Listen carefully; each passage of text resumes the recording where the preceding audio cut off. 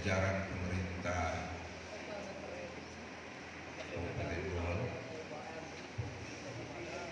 terhormat saudara camat beserta unsur musyawarah pimpinan kecamatan,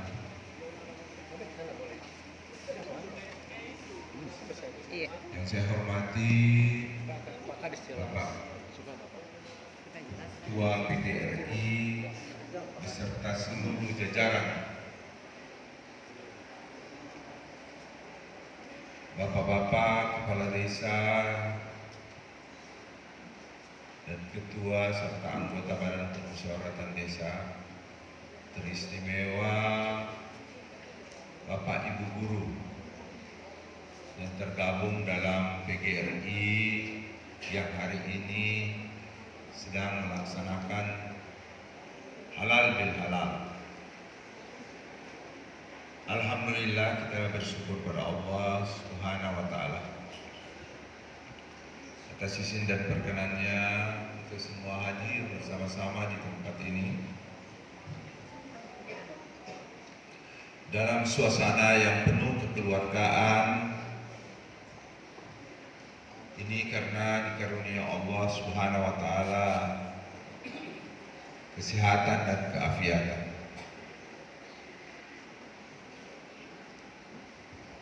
Salam dan salawat kita persembahkan pada junjungan kita Rasulullah Muhammad sallallahu alaihi wasallam, Rasul yang telah membawa risalah Islam dan kemudian kita bisa menikmatinya hingga saat ini. Bapak-bapak, ibu-ibu hadirin sekalian yang saya hormati, kemarin kita bersama-sama telah melaksanakan puasa sebulan penuh. Semoga amal ibadah kita di bulan suci Ramadan diterima oleh Allah Subhanahu wa Ta'ala. Hari ini kita bertemu handai tolang sahabat, para pimpinan daerah beserta seluruh jajarannya untuk saling memaafkan dalam bentuk, dalam rangkaian kegiatan halal bihalal. Kegiatan halal bihalal ini hanya ada di negara kita di Indonesia, tidak ada di tempat lain. Ini adalah suatu kekayaan budaya kita bangsa Indonesia. Kapan dimulainya? Ketika di zaman Presiden Soekarno.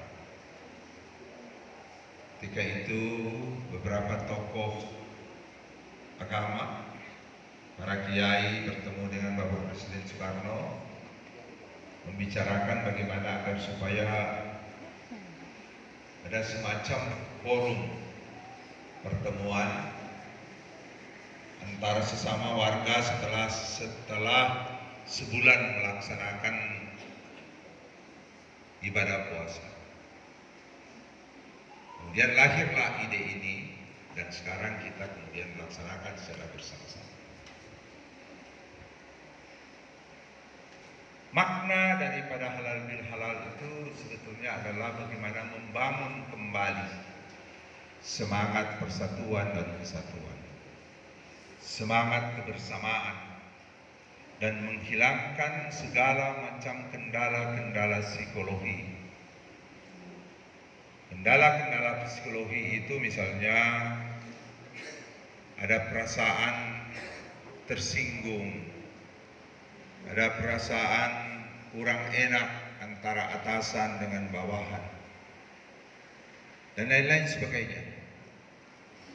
Nah, perasaan-perasaan seperti ini kemudian kita urai, kita hilangkan, dan kemudian kita jalin kembali kebersamaan dan persaudaraan. Tujuannya apa? Agar supaya secara bersama-sama kita kemudian bisa bertugas kembali, melaksanakan tugas secara bersama-sama antara atasan dengan bawahan, dan tidak ada lagi ganjalan di dalam hati. Nilai-nilai kebersamaan ini sebetulnya ada dalam budaya kita masyarakat Goa. Orang-orang tua kita telah berpesan kepada kita semua dengan beberapa pelajaran-pelajaran dalam menghadapi kehidupan di dunia ini, dalam menjaga persatuan, kebersamaan. Aku kita mau bersahabat, mau tamangan bersahabat, maka kita harus saling memahami antara satu dengan yang lain. Aku kita mencerita, aku tahu mengopado, tilawonyo pokoyo mondongan. Itu apa yang dibicarakan? Waduh kami indah. Totonan ini yang kemudian disimpulkan dalam mota Taiwan mengkokoandukan, berhadap-hadapan dan saling memahami antara satu dengan yang lain. Kalau bawahan ingin menyampaikan keluhan, atasan mendengarkan dulu. Dalam hari begitu bawahan datang, atasan sudah, oh ya aku tamu dan kau. Belum kau bicara saya sudah tahu. Nah, ini namanya pangtau. Ya, belum kau sebut saya sudah tahu masalahnya. Dalam hari urusan. Nah, jadi dungo gambung. Oh, kau apa dengan bawahan? Dan baru kita bisa memberikan pandangan pendapat. Orang arif dan bijaksana itu adalah orang yang kurang berbicara, tetapi banyak memberikan pendengar. Pembicara yang baik sebetulnya adalah pendengar yang baik. Inilah yang dirangkum dalam Kota Taiwan, aku mau kukuandukan. Yang lain lagi, ketika handicap psikologi ini sudah dihilangkan, kemudian semangat persatuan dan kesatuan kita sudah bangun seperti di PGRI ini, maka akan dengan mudah kita membangun suatu kebersamaan yang dalam ajaran orang-orang tua kita mengatakan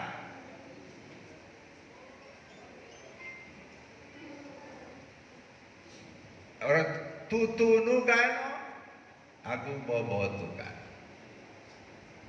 Kalau dalam satu organisasi, katakanlah seperti PGRI ini, tidak ada lagi kendala yang tadi seperti disebutkan Pak Ustaz, karena perbedaan pendapat dan pendapatan, ya gampang Pak Ketua kemudian menggalang kebersamaan yang kemudian kita sebut dengan tutunugana agu bobotuka. Bisa jadi juga kemudian banyak pekerjaan-pekerjaan berat yang kita hadapi sebagai satu organisasi PGRI. Katakanlah bagaimana memperjuangkan kesejahteraan guru, bagaimana kemudian memperjuangkan agar supaya terjadi peningkatan pemahaman dan pengetahuan guru, skill, kompetensi profesional. Ini bukan tugas gampang.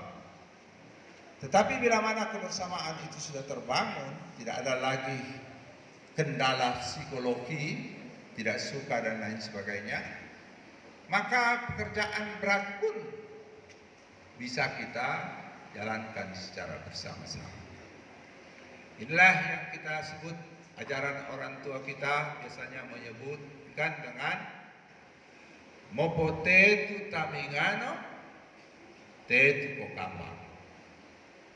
Ya, jadi 3 tadi. Tataiwan aku kokoandukan, tutunukan aku bobotukan, mopo tetu tamingano mo tetu kokama. Maknanya sebetulnya bukan berbaris. Mopote itu tamingan itu artinya kan ini lihat ya tamingan tangori. Tapi sebetulnya itu adalah berat sama dipikul, ringan sama dijinjing. Itu makna daripada kearifan lokal yang hidup di daerah kita Kabupaten Goa. Cuma memang kadang-kadang kita tidak memahami atau kurang memperhatikannya. Padahal ini adalah memiliki nilai-nilai luhur. Agoya tidak membeda pendapat. Kita sudah punya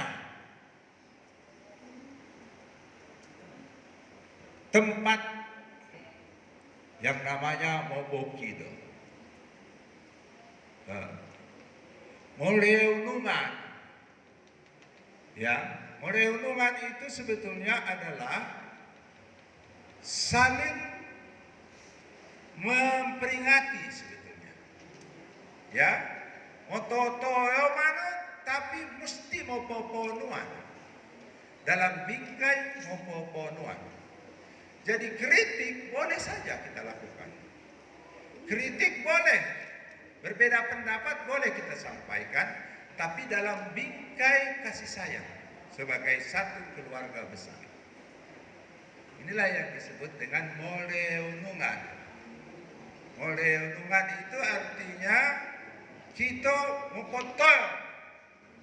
Mopotoyo apabila wekum total. Autatoto atasanoto, abawahanoto, mopotoyo, tetapi dalam bingkai kasih sayang. Ya, dari banyak mototoyoman aku mopoponuan. Tidak bisa kemudian peringatan koreksi ini dilandasi oleh kebencian. Di lawa to ada toto betiang tidak kebencian di lawa. Ya. Karena ada toto tidak mengenal tidak mengenal kata kebencian. Kearifan lokal ini yang harus kita bangun agar supaya betiang lipunoto mari mopio. Mopidudut kita akung pio ngomong ribu. Ya kada aku mau pidudut aku. Ganjalan di hati.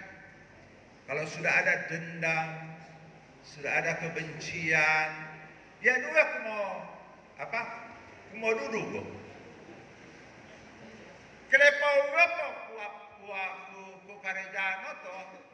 Aku misalnya hati itu sudah rusak, sudah penuh dengan kebencian, semuanya akan salah. Saya punya mantan rektor, Profesor Aminuddin, ketika menasihati kita, dia kemudian mengatakan begini, kita boleh berbeda pendapat, ya, kita boleh tetapi jangan pernah kita perbedaan pendapat ini membuat kita tidak suka sama orang.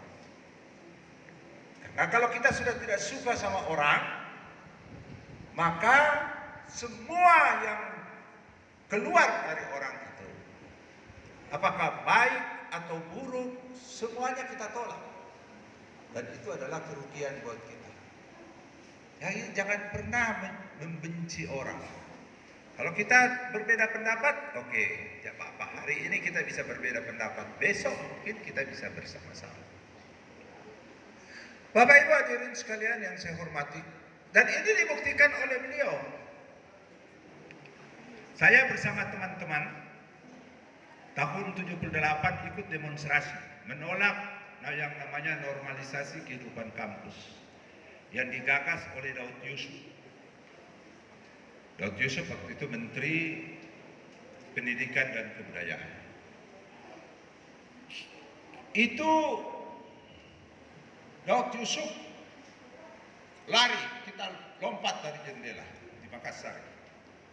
Kemudian akhirnya dicegah oleh Pak Aminuddin kita, profesor.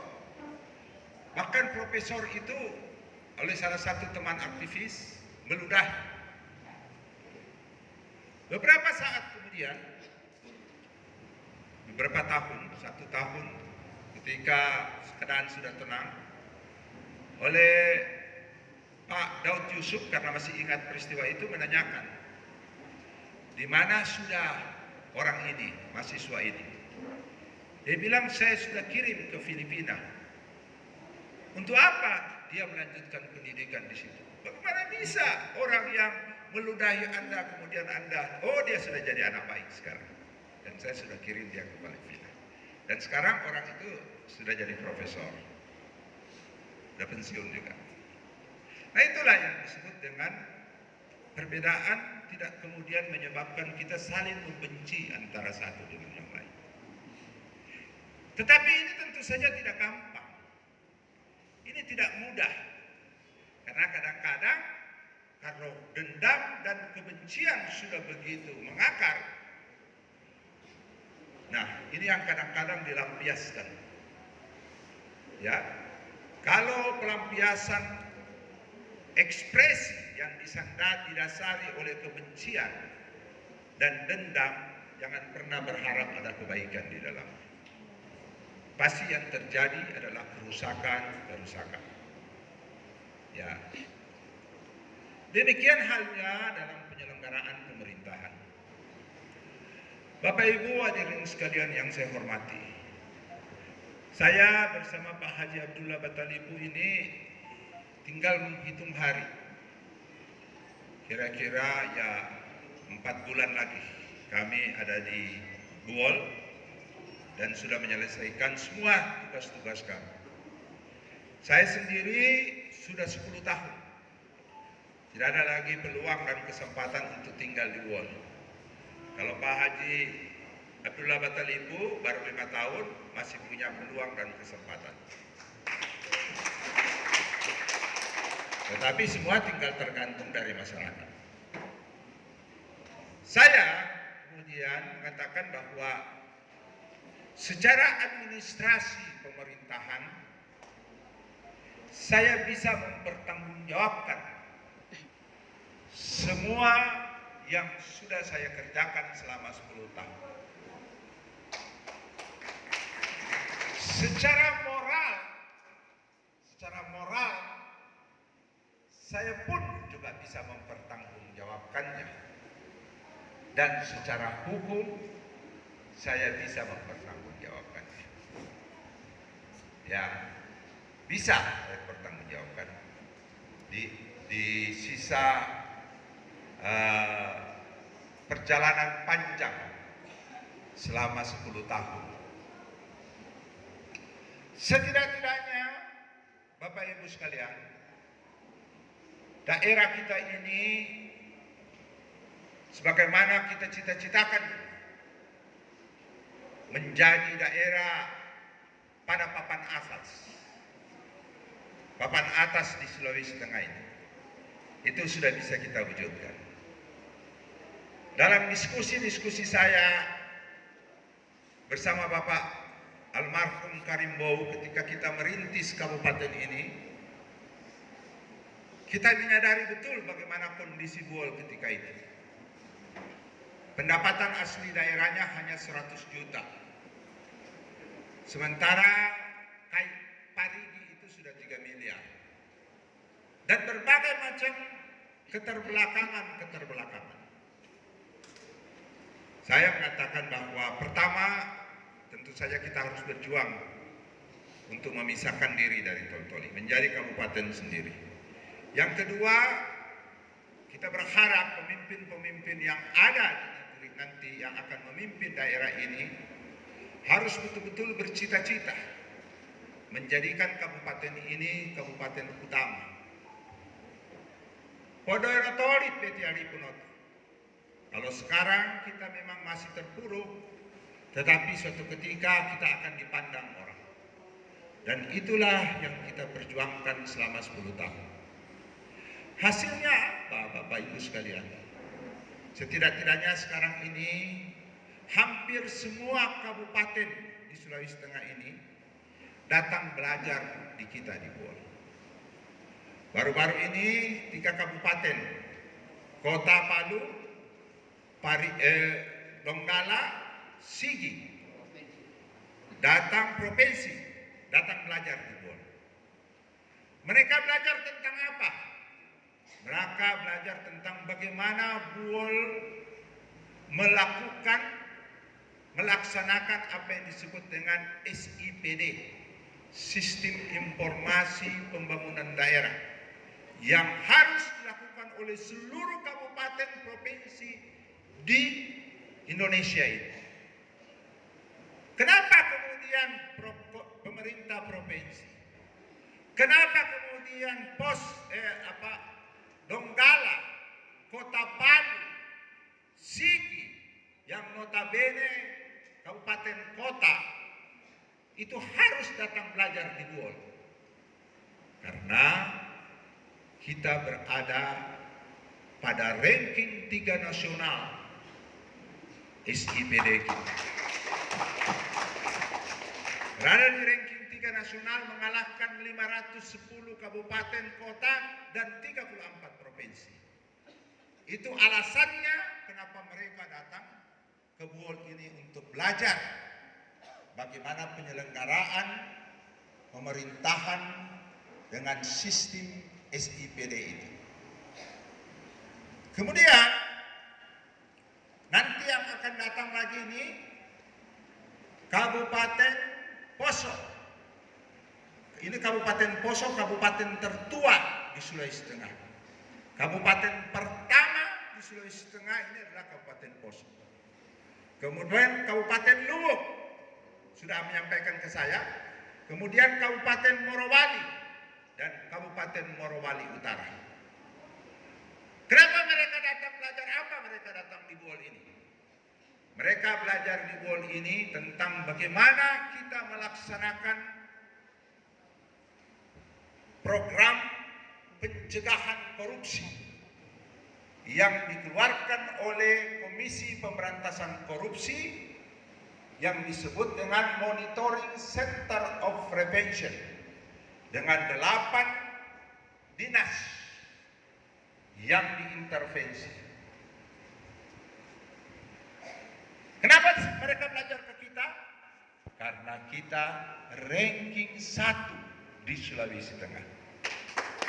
Tepuk tangan. Kita ranking 1 di Sulawesi Tengah tentang bagaimana program pemberantasan korupsi. Indeks korupsi kita yang dinilai oleh KPK, kalau KPK ini adalah lembaga tertinggi di Sulawesi Tengah, di Indonesia ini, yang diamanatkan oleh undang-undang untuk pencegahan korupsi. Tidak ada lagi di atas.